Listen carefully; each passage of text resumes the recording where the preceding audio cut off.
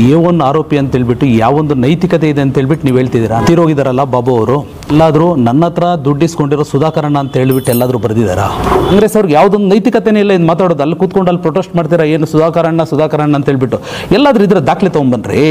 ಅವು ಬಾಬು ಅವ್ರು ಎಲ್ಲಾದರೂ ಬರ್ದಿದ್ರೆ ಒಂದು ದಾಖಲೆ ತೋರಿಸ್ರಿ. ನನ್ನ ಸಾವು ಸುಧಾಕರಣ್ಣ ಕಾರಣ ಅಂತ ಎಲ್ಲಾದರೂ ತೋರಿಸಿದ್ರೆ ಕೊಡಿ. ಯಾವುದೇ ಕಾರಣಕ್ಕೂ ನಮ್ಮ ಡಾಕ್ಟರ್ ಮೇಲೆ ಆಗಿರುವಂಥ FIR ರದ್ದು ಮಾಡಬೇಕು. ರದ್ದು ಮಾಡಿದ್ದೆಲ್ಲ ಪಕ್ಷದಲ್ಲಿ ನಾವು ಉಗ್ರವಾದ ಹೋರಾಟವನ್ನು ಅದು ಇವತ್ತು ಬೆಳಗ್ಗೆ ಶಾಸಕರು ಹೇಳಿದ್ದಾರೆ ಏನಂತ ಹೇಳ್ಬಿಟ್ಟು, ನಿಮಗೆ ನೈತಿಕತೆ ಇದ್ರೆ ರಾಜೀನಾಮೆ ಕೊಡಬೇಕು ದಲಿತರ ಪರವಾಗಿ ಅಂತ. ನಮ್ಮ ಸುಧಾಕರಣ್ಣನಿಗಿರೋ ಅಷ್ಟು ದಲಿತರ ಪರವಾಗಿರೋ ಅಷ್ಟು ಕಾಳಜಿ ಅವ್ರಿಗಿರೋ ಕಾಳಜಿನಲ್ಲಿ ನಿಮ್ಗೆ 1% ಕೂಡ ಇಲ್ಲ ದಲಿತರ ಬಗ್ಗೆ. ಅಂತ ಹೇಳ್ಬಿಟ್ಟು BJP ಜಿಲ್ಲಾ ಯುವ ಮೋರ್ಚಾ ಉಪಾಧ್ಯಕ್ಷರು ಮತ್ತು ನಮ್ಮ ಪದಾಧಿಕಾರಿಗಳೆಲ್ಲರೂ ಇಲ್ಲಿ ಸೇರಿದ್ದೀವಿ. ಮೊದಲನೇದಾಗಿ ನಮ್ಮ ಸುಧಾಕರಣ್ಣನ ಮೇಲೆ ಒಂದು ಅಲಿಗೇಷನ್ ಬಂದಿದೆ. A1 ಆರೋಪಿ ಯಾರೋ ಇದಾಗಿರೋದ್ರಿಂದ A1 ಆರೋಪಿ ಅಂತ ಹೇಳ್ಬಿಟ್ಟು ಒಂದು ಅಲಿಗೇಷನ್ ಮಾಡಿದ್ದಾರೆ ಯಾರೋ ಕಾಂಗ್ರೆಸ್ ಅವರು. ಅದು ಖುದ್ದಾಗಿ ಪ್ರೊಟೆಸ್ಟ್ ಮಾಡಿ ಅಲಿಗೇಷನ್ ಮಾಡ್ತಿದ್ದಾರೆ ನಮ್ಮ ಸುಧಾಕರಣ್ಣನ ಮೇಲೆ A1 ಆರೋಪಿ ಅಂತ ಹೇಳ್ಬಿಟ್ಟು. ನಾನು ಹೇಳೋದು ಏನು ಅಂತಂದರೆ A1 ಆರೋಪಿ ಅಂತ ಹೇಳ್ಬಿಟ್ಟು ಯಾವೊಂದು ನೈತಿಕತೆ ಇದೆ ಅಂತ ಹೇಳ್ಬಿಟ್ಟು ನೀವು ಹೇಳ್ತಿದ್ದೀರಾ ಅಂತ ಹೇಳ್ಬಿಟ್ಟು ನಾನು ಕೇಳ್ತಾ ಇದ್ದೀನಿ. ಮೊದಲನೇದಾಗಿ ಇವಾಗ ಮಂಜುನಾಥ್ ಮತ್ತು ನಾಗೇಶ್ ಅವರೆಲ್ಲಾದರೂ ಇವಾಗ ತೀರೋಗಿದಾರಲ್ಲ ಬಾಬು ಅವರು, ಅವ್ರು ತುಂಬ ದುಃಖದ ಸಂಗತಿ ಎತ್ತಿರೋದು. ಅವರೆಲ್ಲಾದರೂ ನನ್ನ ಹತ್ರ ದುಡ್ಡಿಸ್ಕೊಂಡಿರೋ ಸುಧಾಕರಣ್ಣ ಅಂತ ಹೇಳ್ಬಿಟ್ಟು ಎಲ್ಲಾದರೂ ಬರೆದಿದ್ದಾರಾ?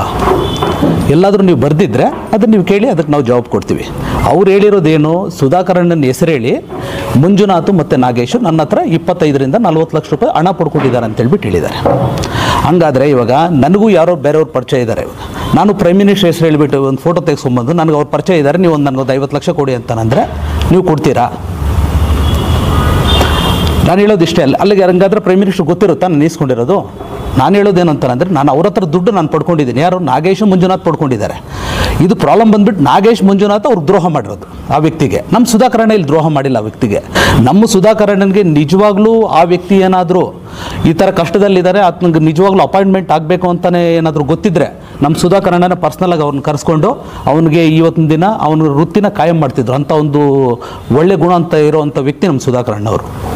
ನನ್ನ ಉದಾಹರಣೆಗೆ ಇವಾಗ ಬರ್ತಿದ್ದೆ, ಇಲ್ಲಿ ತಾಲೂಕು ಆಫೀಸರ್ ಯಾರೋ ಒಬ್ಬರು ಸಿಕ್ಕಿದ್ರು. ಅವ್ರು ಪೊಲೀಸ್ ನೌಕರಿ ಗುತ್ತಿಗೆನಲ್ಲಿ ಕೆಲಸ ಮಾಡ್ತಿದ್ದಾರೆ ಅಂತ ಅವರು. ನನಗೆ ಗೊತ್ತಿಲ್ಲ ಅವ್ರು ಯಾರು ಅಂತ ಹೇಳ್ಬಿಟ್ಟು. ನಾನು ಅಲ್ಲಿ ಬರ್ತಿದ್ದೆ, ಇಲ್ಲಿ ಪ್ರೆಸ್ ಮೀಟ್ ಬರಬೇಕಾಯ್ತು, ಟೈಮ್ ಇನ್ನೂ ಆಗಿರಲಿಲ್ಲ. ಅಲ್ಲಿ ನಿಂತ್ಕೊಂಡಿದ್ದೆ, ಕಾರ್ ನಿಲ್ಲಿಸ್ಬಿಟ್ಟು.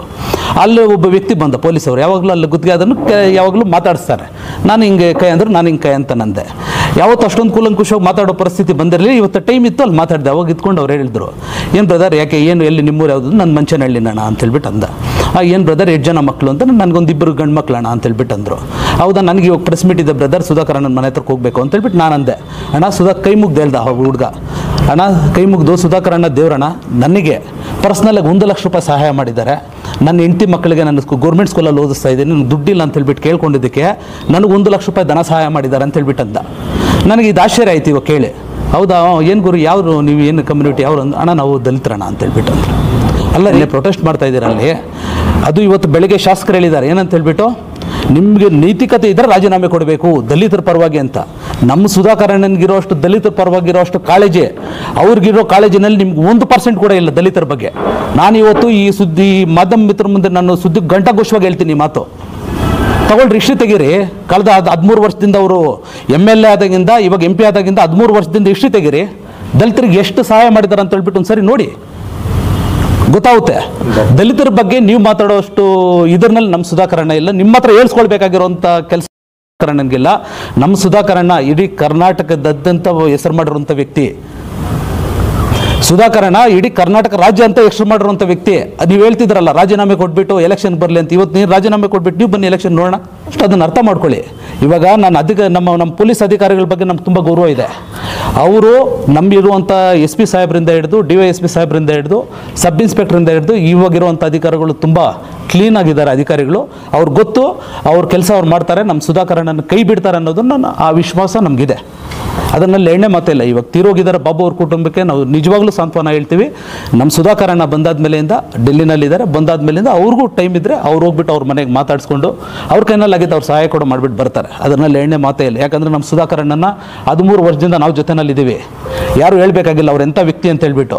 ಅದೇ ಬಾಬು ಅವ್ರಿಗೆ ಏನಾದರೂ ನಿಜವಾಗ್ಲೂ ಅವತ್ತಿನ ದಿನ ಏನಾದರೂ ಅವ್ರಿಗೆ ಗೊತ್ತಿದ್ರೆ ಅವ್ರದ್ದು ಪೇಪರ್ ಪರ್ಸ್ನಲ್ ತೆಗೆಸ್ಕೊಂಡು ಅವ್ರು ಅಪಾಯಿಂಟ್ಮೆಂಟ್ ಕೊಡ್ತಿದ್ರು. ನಾನೇ ಎಷ್ಟೋ ಜನ ಇಲ್ಲಿ ನಮ್ಮ ಇದು ಗೌರ್ಮೆಂಟ್ ಇವಾಗ ಹಾಸ್ಪಿಟಲ್ ಆಗಿದೆಯಲ್ಲ, ಆ ಹಾಸ್ಪಿಟಲ್ನಲ್ಲಿ ನನ್ನ ಮುಖಾಂತರ ಒಂದು 2-3 ಜನ ಕೆಲಸ ಕೊಡಿಸಿದ್ದಾರೆ. ನೈತಿಕತೆ ಇಲ್ಲ ಕಾಂಗ್ರೆಸ್ ಅವ್ರಿಗೆ, ಯಾವುದೊಂದು ನೈತಿಕತೆನೇ ಇಲ್ಲ. ಇದು ಮಾತಾಡೋದು ಅಲ್ಲಿ ಕೂತ್ಕೊಂಡು ಅಲ್ಲಿ ಪ್ರೊಟೆಸ್ಟ್ ಮಾಡ್ತೀರಾ, ಏನು ಸುಧಾಕರ್ ಅಣ್ಣ ಅಂತ ಹೇಳ್ಬಿಟ್ಟು. ಎಲ್ಲಾದ್ರೂ ಇದ್ರೆ ದಾಖಲೆ ತೊಗೊಂಬನ್ರಿ.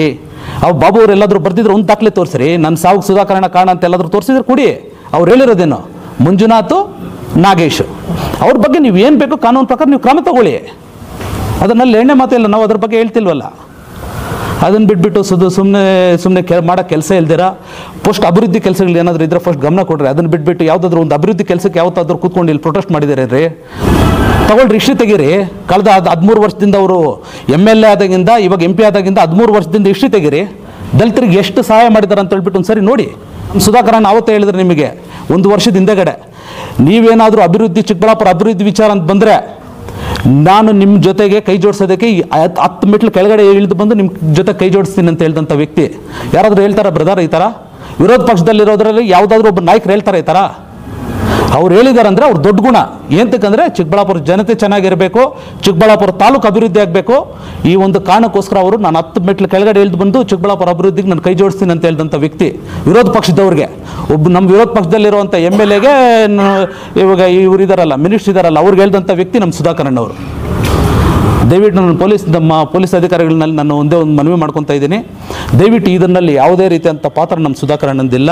ದಯವಿಟ್ಟು ನೀವು ಕೂಲಂಕುಷವಾಗಿ ತನಿಖೆ ಮಾಡಿ, ಅದರಲ್ಲಿ ಎಣ್ಣೆ ಮಾತೇ ಇಲ್ಲ, ತನಿಖೆ ಮಾಡಿ ನಮ್ಮ ಸುಧಾಕರ್ ಅಣ್ಣವ್ರನ್ನ ಕೈ ಬಿಡಬೇಕು. ನಮ್ಮ ಸುಧಾಕರ್ ಅಣ್ಣವರು ತುಂಬ ಬೇಕಾಗಿರುವಂಥ ಜನರಿಗೆ ತುಂಬ ಬೇಕಾಗಿರುವಂಥ ವ್ಯಕ್ತಿ ನಮ್ಮ ಸುಧಾಕರ್ ಅಣ್ಣನವರು. ಚಿಕ್ಕಬಳ್ಳಾಪುರ ತಾಲೂಕಿನಲ್ಲಿ ಆ ವ್ಯಕ್ತಿ ಮತ್ತೆ ನಮಗೆ ಬೇಕು.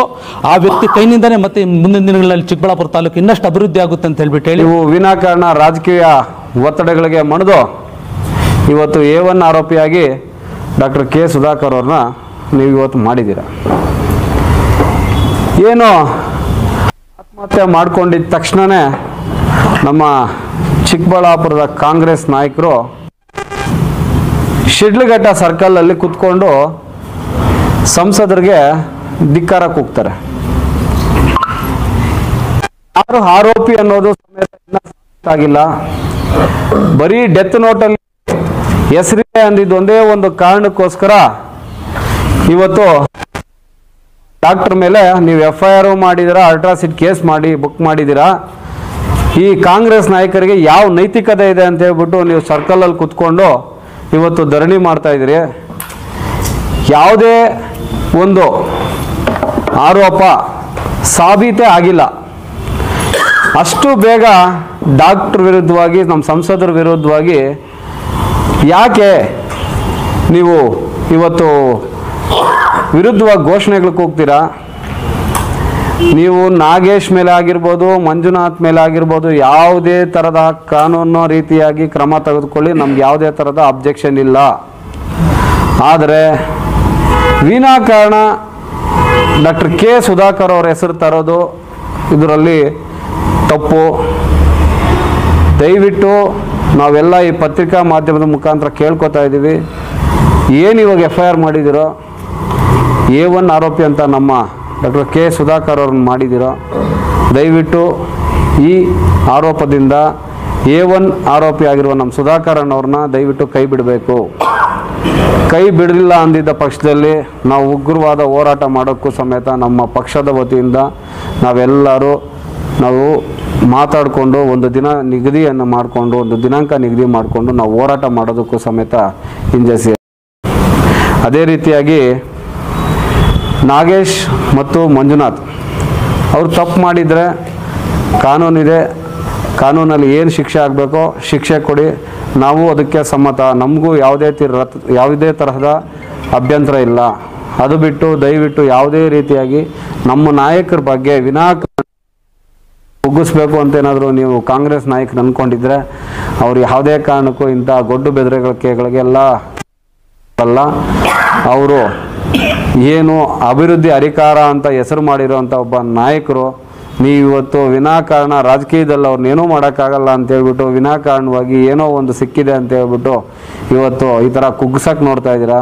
ಆ ಇತಿಹಾಸ ಇದೆ. ವಿನಾಕಾರಣ ಏನೋ ಒಂದು ಸಿಕ್ಕಿದೆ ಅಂತ ನಮ್ಮ ನಾಯಕರ ಮೇಲೆ ನೀವು ಈ ಥರ ಮಾಡ್ತಾಯಿದ್ರೆ ಫಸ್ಟು ನಾವು ಕೇಳ್ಕೊಳ್ಳೋದು ಪಕ್ಷದ ವತಿಯಿಂದ ನಮಗೆ ಯಾವುದೇ ಕಾರಣಕ್ಕೂ ನಮ್ಮ ಡಾಕ್ಟರ್ ಮೇಲೆ ಆಗಿರೋಂಥ FIRನ ರದ್ದು ಮಾಡಬೇಕು. ರದ್ದು ಮಾಡಿದ್ದೆಲ್ಲ ಪಕ್ಷದಲ್ಲಿ ನಾವು ಉಗ್ರವಾದ ಹೋರಾಟವನ್ನು ಮುಂದಿನ ದಿನಗಳಲ್ಲಿ ತೆಗೆದುಕೋಬೇಕಾಗುತ್ತೆ.